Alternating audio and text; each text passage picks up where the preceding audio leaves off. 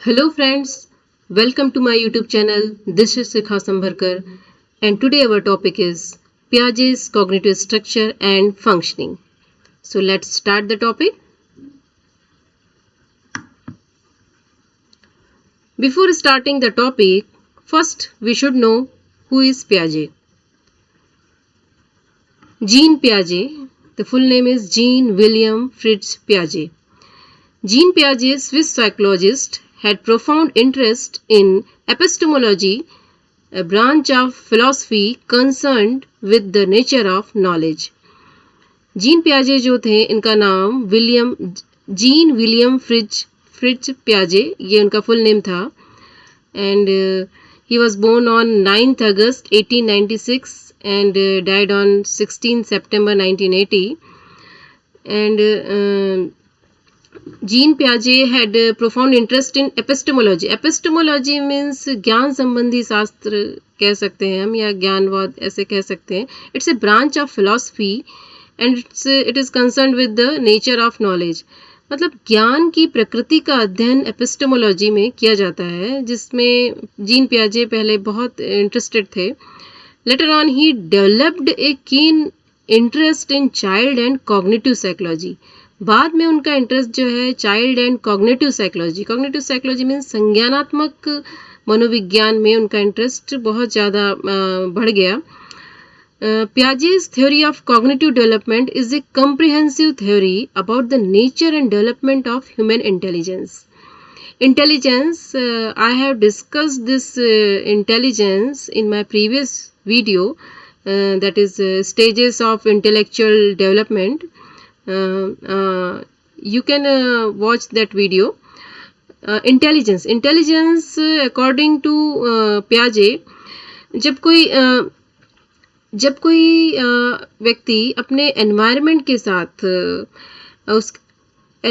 के साथ में डील करने, उसको अडॉप्ट करने, उसके साथ में एडजस्ट करने की जो उसकी एबिलिटी होती है, actually it's an ability to adjust, adopt and deal efficiently with one's environment according to पियाजे. मतलब हम अपने एनवायरनमेंट के साथ कितने अच्छे से एडजस्ट कर पा रहे हैं, यही हमारा इंटेलिजेंस है, यही हमारी बुद्धि है अकॉर्डिंग टू पियाजे. So Piaget's theory of cognitive development is a comprehensive theory about the nature and development of human intelligence. मतलब मानव बुद्धि की प्रकृति और उसके विकास के बारे में कॉग्निटिव डेवलपमेंट में कहा गया है. कॉग्निटिव डेवलपमेंट मतलब संज्ञानात्मक विकास, मतलब हमारे दिमाग के विकास से ही ये थ्योरी रिलेटेड है. हमारे जो ह्यूमन इंटेलिजेंस है, मानव की जो बुद्धि है, वो उसके नेचर, उसकी प्रकृति, उसका विकास, ये सब चीज़ें जो है कॉग्निटिव डेवलपमेंट में है, कॉग्निटिव डेवलपमेंट के अंदर आती है पियाजे की थ्योरी में. सो gene पियाजे, he was a Swiss psychologist. The full name is gene William Fritz पियाजे. And his theory is theory of cognitive development. Cognitive development means संज्ञानात्मक विकास. Now, Piaget's theoretical notions, मतलब पियाजे के सिद्धांत के जो विचार है, मतलब जो उसके विचार है, उसके बारे में हम देखेंगे. उसकी कॉग्निटिव थ्योरी, मतलब इसमें जो भी चीज़ें रिलेटेड है. There are two aspects of the human mind. Human mind के, मानव के दिमाग के, उसके दो एस्पेक्ट्स है, cognitive structure and cognitive functioning. Cognitive structure means संज्ञानात्मक संरचना कह सकते हैं हम. कॉग्निटिव फंक्शनिंग मीन्स संज्ञानात्मक कार्य प्रणाली कह सकते हैं यहाँ पर. इन दोनों चीज़ों को हम डिस्कस करेंगे one by one. First is cognitive structure. Cognitive structure means संज्ञानात्मक संरचना हम कहते हैं. इसको हम ऐसे समझ सकते हैं cognitive structure and cognitive functioning को, जैसे आपके पास कोई बाइक है, कोई गाड़ी है, तो वो क्या है, एक प्रकार का एक स्ट्रक्चर ही है. तो मतलब वो एक संरचना के रूप में हम उसको देख सकते हैं. और जब आप उसको ड्राइव करते हैं, गाड़ी को चला करके रोड में जाते हैं, एनवायरनमेंट में बाहर जाकर घूम कर आते हैं, मतलब वो क्या हो रहा है, एक प्रकार से कुछ कार्य हो रहा है, मतलब फंक्शनिंग हो रहा है, मतलब गाड़ी चल रही है. So just like that, here we will discuss these two things, cognitive structure and cognitive functioning. वो हमने गाड़ी का एक एग्जांपल लिया है, बाइक का एग्जांपल लिया है, यहाँ पर हम उसी चीज़ को अपने माइंड से रिलेट करके देखेंगे। कॉग्निटिव स्ट्रक्चर मतलब हमारे दिमाग का जो भी स्ट्रक्चर हम मान सकते हैं, एंड फंक्शनिंग मतलब वो कैसे काम कर रहा है। We will discuss this under this cognitive development theory of पियाजे।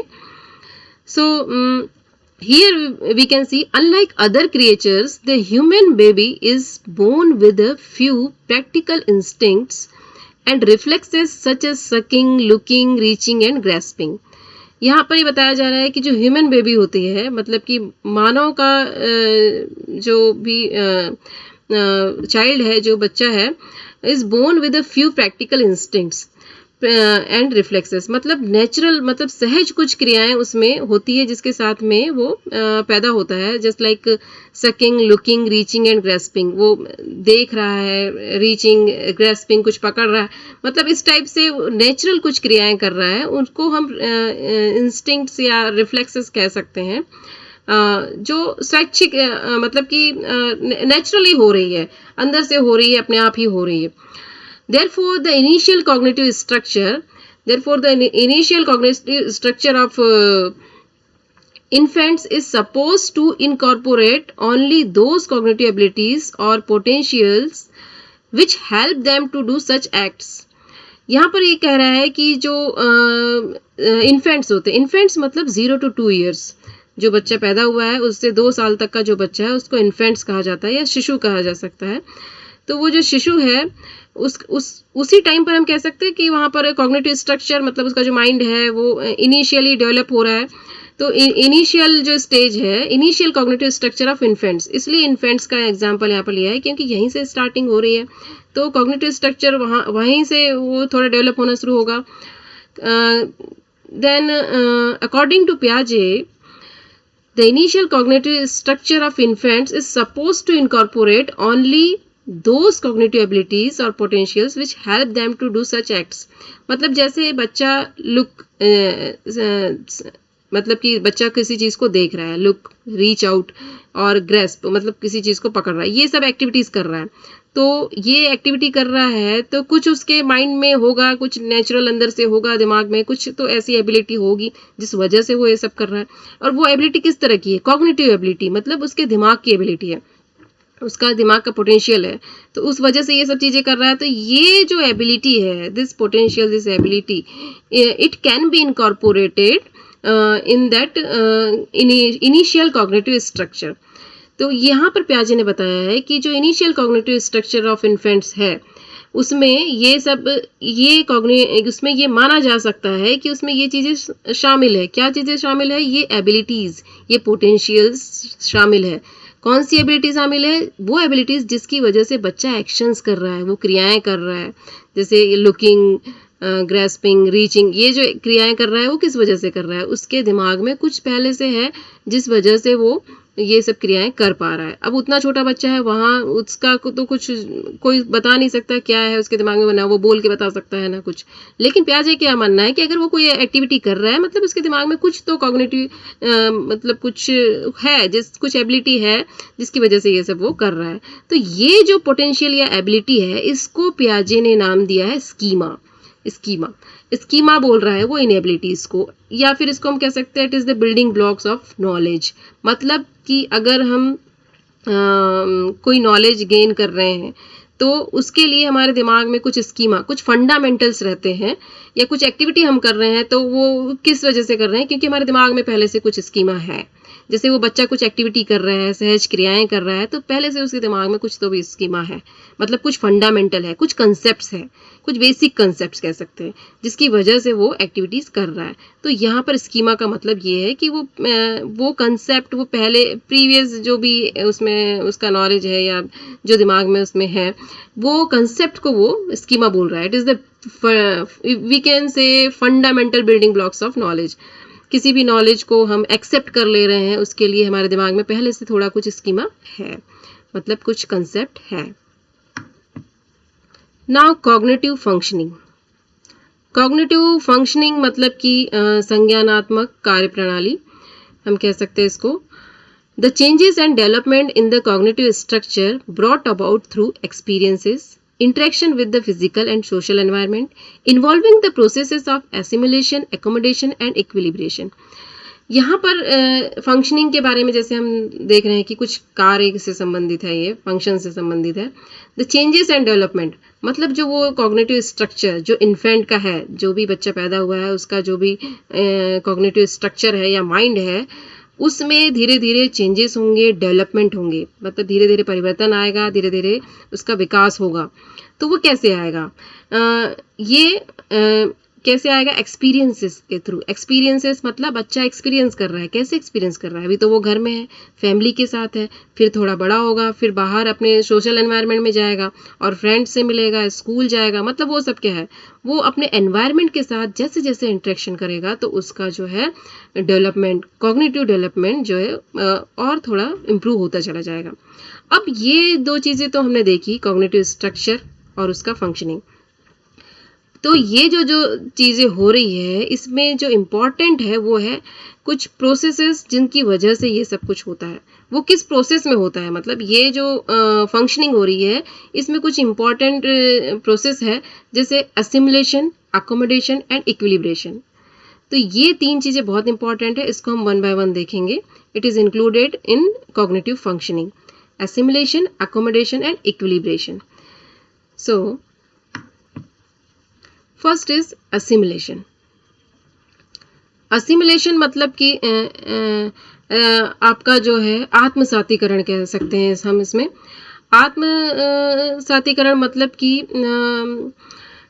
It is the process of क्या मतलब कि एक प्रोसेस है जिसमें कि हम किसी चीज़ को एक्सेप्ट कर रहे हैं.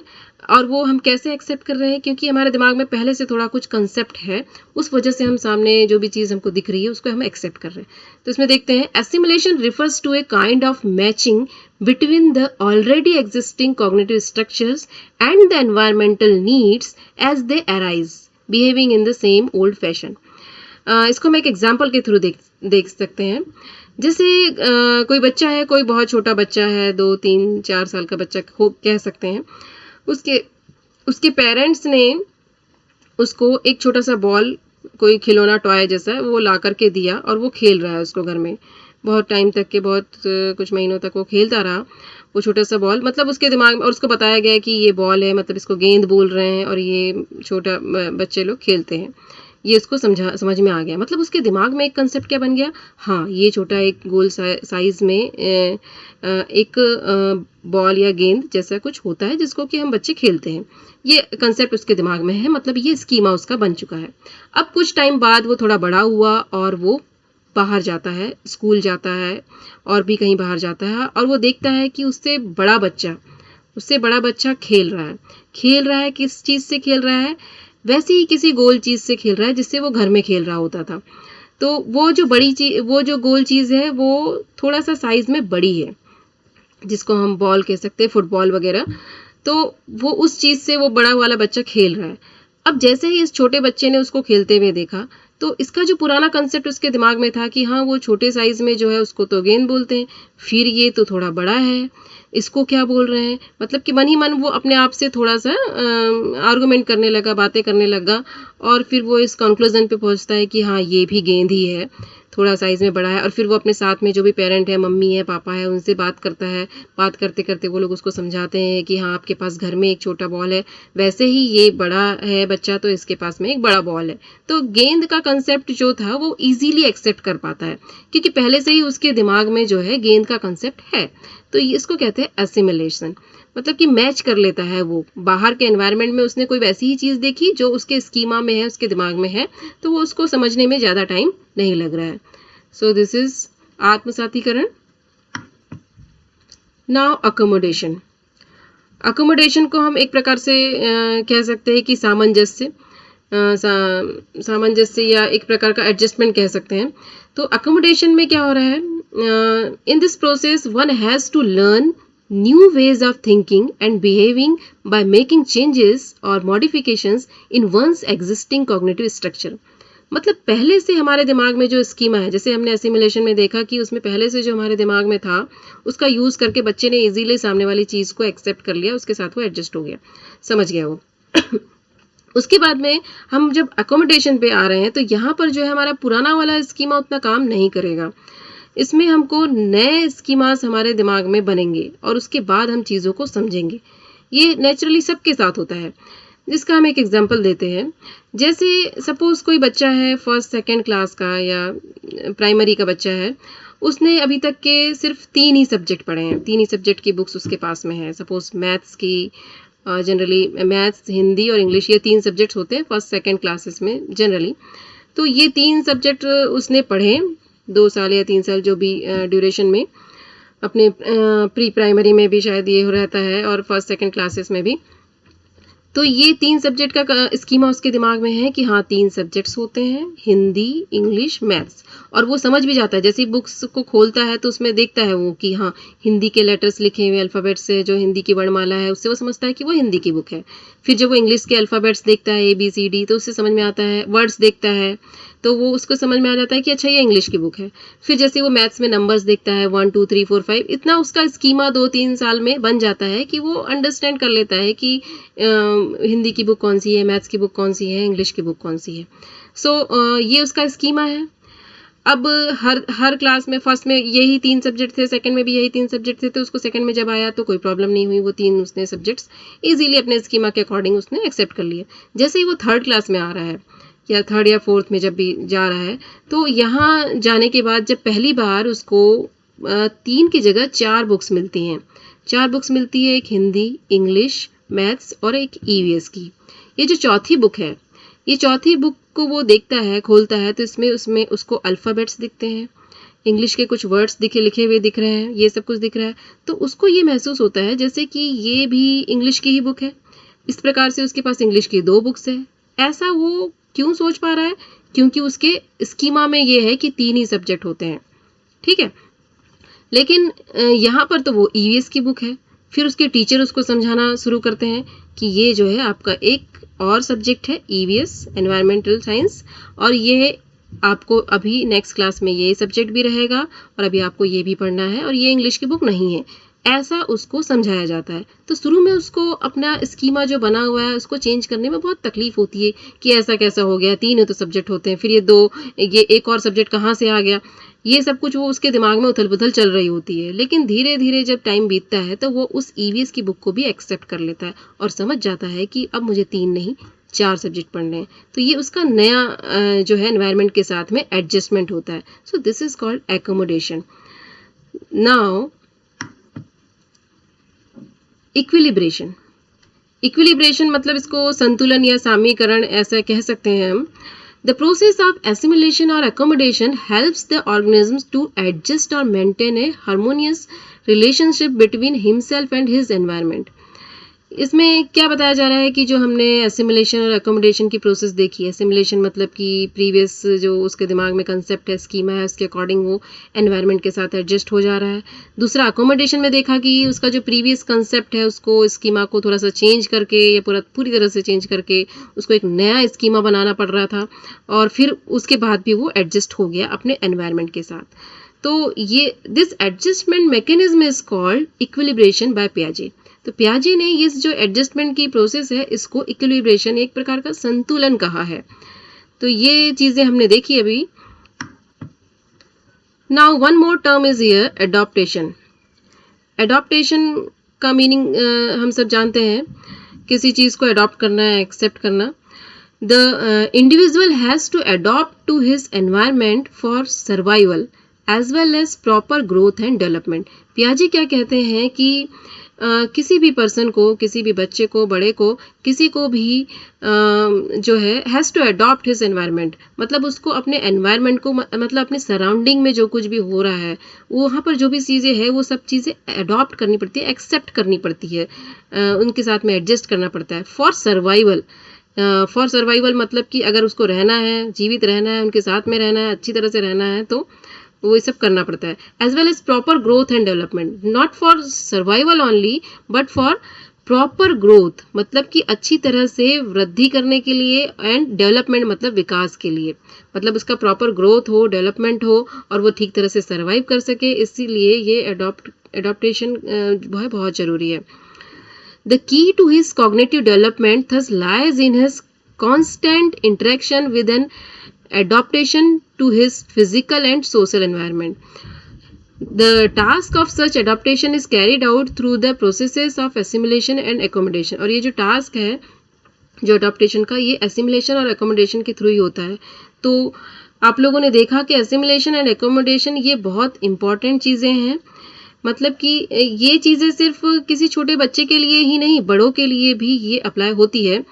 और पियाजे ने ये बहुत अच्छा कंसेप्ट दिया है कॉग्निटिव डेवलपमेंट में. So friends, I hope this video is helpful for you all. Thank you very much, and please like, share, comment and subscribe this YouTube channel presented by Shikha Sambarkar. Thank you.